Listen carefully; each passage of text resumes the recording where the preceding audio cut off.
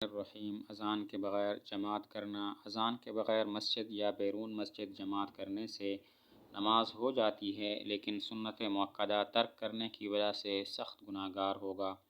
البتہ اگر اسی شہر کی کسی مسجد میں اذان ہو گئی اور ان لوگوں نے سنی تو اذان ترک کرنے سے گناہ نہیں ہوگا۔ اذان کے بغیر خواہ مسجد میں جماعت کی نماز کرائیں یا مسجد کے باہر کرائیں، نماز تو ہو جاتی ہے لیکن گناہ ہوگا اس لحاظ سے کہ سنت مؤکدہ چھوٹ گئی ہے۔ لیکن اگر اسی شہر کی کسی مسجد میں اذان ہوئی اور لوگوں نے سن لی اور پھر اذان دیے بغیر نماز سے باجماعت ادا کر لی تو پھر گناہ نہیں ہوگا۔ اذان کے وقت خاموش رہے۔ اذان کے وقت خاموش رہنا مستحب ہے، اس لیے بلا ضرورت بات نہیں کرنی چاہیے۔ اذان ہو رہی ہے اور لوگ باتیں کر رہے ہیں تو اس سے گناہ تو نہیں ہوگا، لیکن استحباب فوت ہو جائے گا۔ اذان کے وقت خاموش رہنا اور اذان کو توجہ سے سننا یہ مستحب ہے۔ البتہ جو اذان کے جوابی کلمات ہیں وہ ادا کرنے چاہیے۔ اذان میں بھول جانا۔ اگر اذان دیتے ہوئے کوئی کلمہ بھول گیا یا تقدیم و تاخیر کر لی تو یاد آتے ہی اس کا ازالہ کرے اور آگے ترتیب سے اذان کہنا شروع کرے، اور اگر اذان سے فارغ ہونے کے بعد غلطی کا احساس ہوا اور اس دوران لوگوں سے بات چیت بھی کی تو اذان دوبارہ دیا کرے۔ اگر اذان کہتے کہتے کچھ بھول گیا، کچھ کلمہ بھول گیا یا تقدیم و تاخیر کر لی، اذان کے بعض کلمات کو بعض پر مقدم کیا اور بعض پر مؤخر کیا، تو جیسے ہی یاد آئے اس کا ازالہ کر لے اور دوبارہ سے اذان ترتیب سے دینا شروع کرے۔ لیکن اذان سے فارغ ہو گیا، اس کے بعد پتہ چلا کہ میں نے تو غلط اذان پڑھی ہے، اور اس کو خود پتہ چل گیا یا لوگوں نے اسے بتایا کہ تم نے الفاظ میں آگے پیچھے کچھ کر لیا، تو اس صورت میں اذان دوبارہ ادا کی جائے گی۔ دوبارہ اذان جو ہے وہ مؤذن صاحب ادا کریں۔ اذان میں چلنا۔ مؤذن کے لیے اذان دیتے وقت چلنا مکروہ ہے، ایسی اذان کا اعادہ کرنا چاہیے۔ اذان بھی دے رہا ہے اور ساتھ ساتھ چل بھی رہا ہے تو ایسا فعل مکروہ ہے۔ اگر چلتے چلتے اس نے اذان دی ہے تو پھر ایسی اذان دوبارہ ہوگی۔ ارادہ کے خلاف صورت پڑھ لی۔ اگر کسی نے نماز میں سورہ فاتحہ کے بعد ایک صورت پڑھنے کا ارادہ کیا لیکن غلطی سے دوسری صورت پڑھ لی تو اس پر سجدہ سہو واجب نہیں ہے اور اس کی نماز درست ہے۔ سورہ فاتحہ پڑھی، اس کے بعد ایک صورت مثلاً اذا جاء نصر اللہ پڑھنے کا ارادہ کیا لیکن غلطی سے اس نے تبت یدا ابی لہب والی صورت پڑھ لی یا قل هو اللہ پڑھ لیا، تو اگر غلطی سے ارادہ کچھ اور پڑھنے کا تھا لیکن صورت اور پڑھ لی سورہ فاتحہ کے بعد تو نماز ٹھیک ہے اور سجدہ سہو واجب نہیں ہے۔ عرض مغصوبہ۔ غصب کی ہوئی زمین پر مالک کی اجازت کے بغیر نماز پڑھنا مکروہ ہے، تحریمی ہے۔ کسی کی زمین پر قبضہ کیا اور مالک نے اجازت نہیں دی کہ تم اس پر اب نماز بھی پڑھو، تو اجازت مالک کے بغیر ایسی غصب شدہ چھینی ہوئی زمین پر نماز پڑھنا، اس سے یہ مکروہ تحریمی ہے اور ایسی نماز کو دوبارہ پڑھنا لازم ہوگا۔ ازار بند باندھنا۔ نماز کی حالت میں دونوں ہاتھوں سے ازار بند باندھنے کی صورت میں نماز فاسد ہو جائے گی۔ نماز ہی کی حالت میں ازار بند باندھتا ہے اور دونوں ہاتھ استعمال کرتا ہے تو یہ عمل کثیر ہے اور اس کی وجہ سے نماز ٹوٹ جاتی ہے۔ لیکن اگر دوسرا ہاتھ استعمال نہیں کرتا اور ایک ہاتھ سے ہی بند کر لیتا ہے کسی طریقے سے تو پھر نماز فاسد نہیں ہوگی کیونکہ یہ عمل قلیل ہے۔ استخارہ کی حقیقت۔ استخارہ کی اصل حقیقت یہ ہے کہ تردد دور ہو جائے اور ایک جانب کو ترجیح ہو جائے، خواب دیکھنا وغیرہ ضروری نہیں ہے۔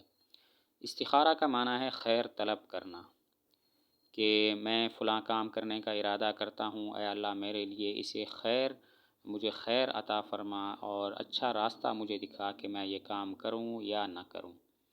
بس تو استخارہ کی یہ حقیقت یہی ہے کہ شک اور تردد دور ہو جائے، کہ بندہ پہلے جو سوچ رہا ہوتا ہے کہ یہ کام کروں یا نہ کروں، استخارہ کے بعد تردد دور ہو جائے، شک دور ہو جائے، تو بس استخارہ کا مقصد حاصل ہو گیا۔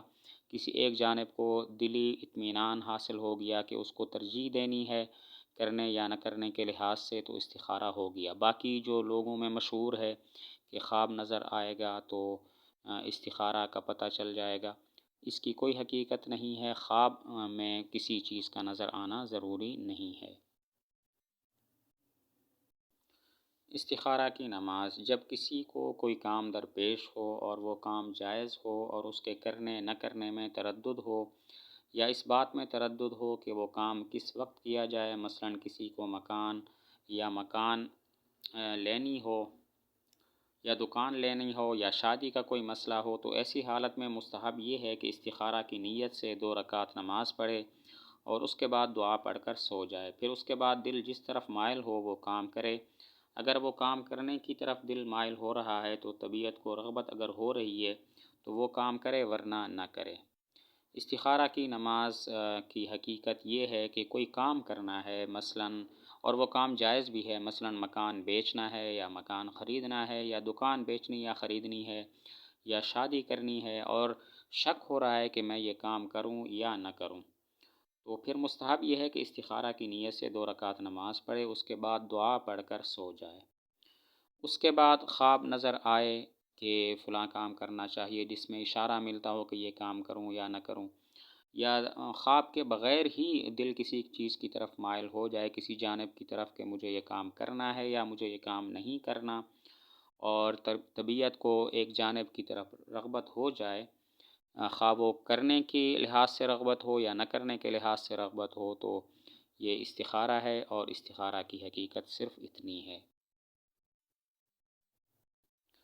استخارہ کی نماز کی نیت کرے اور پھر شروع کرے کہ میں 2 رکعت استخارہ کی نماز پڑھ رہا ہوں، یعنی نیت یہ کرے میں 2 رکعت استخارہ کی نماز پڑھ رہا ہوں، اور پھر اللہ اکبر کہے۔ اور اگر عربی میں نیت کرنا چاہے تو اس کے الفاظ یہ ہیں: نویت ان اصلی رکعتی صلاۃ الاستخارۃ، نویت ان اصلی رکعتی صلاۃ الاستخارۃ۔ اس کا ترجمہ ہے کہ میں نیت کرتا ہوں کہ میں 2 رکعت صلاۃ الاستخارہ، نماز استخارہ پڑھوں۔ اردو میں بھی نیت کر سکتا ہے، اپنی زبان میں بھی نیت کر سکتا ہے، لیکن اگر عربی میں کرے گا تو پھر اس طرح پڑھے گا: نویت ان اصلی رکعتی صلاۃ الاستخارۃ۔ پھر اس کے بعد عام 2 رکعت نفل نماز پڑھے، جس طرح کے دوسرے نوافل پڑھتے ہیں۔ جب نماز سے فارغ ہو جائے تو پھر یہ دعا پڑھے۔ اس دعا کے الفاظ یہ ہیں: اللہم انی استخیرک بعلمک واستقدرک بقدرتک واسألک من فضلک العظیم فإنک تقدر ولا اقدر وتعلم ولا اعلم وانت علام الغیوب اللہم ان کنت تعلم ان هذا الامر خیر لی فی دینی ومعاشی وعاقبت امری وعاجلہ وآجلہ فاقدرہ لی ویسرہ لی ثم بارك لي فيه وإن كنت تعلم أن هذا الأمر شر لي في ديني ومعاشي وعاقبة أمري وعاجله وآجله فاصرفه عني واقدر لي الخير حيث كان ثم رزني به۔ تو اس دعا کو یاد کر لینا چاہیے اور یہ دعا پڑھنی چاہیے۔ اور اگر کوئی مسئلہ ہے، یعنی نماز نہیں پڑھ سکتے، مثلاً عورت حیض و نفاس والی ہے، تو پھر استخارہ صرف اتنا ہے کہ دعا کرے، اور دعا کرنے کے بعد پھر اگر سونے کا ٹائم ہے تو سو جائے، ورنہ نہ سوئے۔ اس کے بعد جس کی طرف دل کا اطمینان ہو وہی کام اختیار کرے۔